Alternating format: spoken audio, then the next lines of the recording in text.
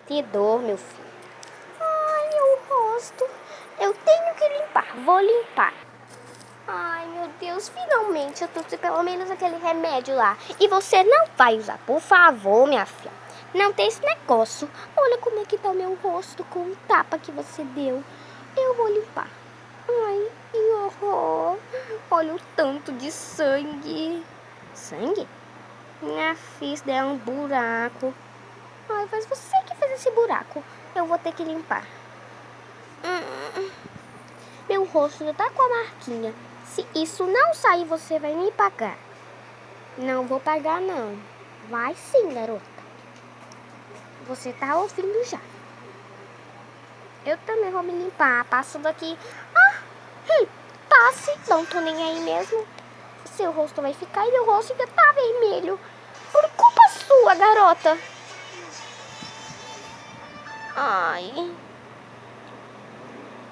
Vou ter que ficar por 24 horas com o olho rosado. Vou passar um gelinho. Oh, minha filha, o que tu fez em mim também? Tu fez foi estourar meu rosto, minha filha. É isso sim. Peraí. Eu vou limpar esse rostinho aqui.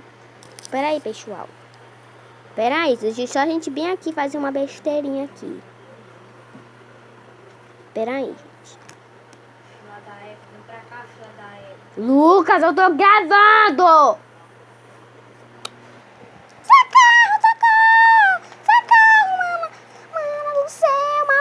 Você é um gato, ele só quer brincar contigo, menina. Por que ele tá me mordendo?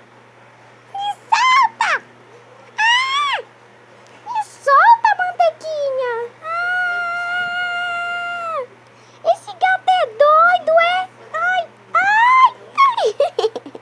Ah! Toma, minha filha, não era tu que queria, rapaz? Um gatinho lindo. Ó, gente, esse vídeo tá bombando, ó.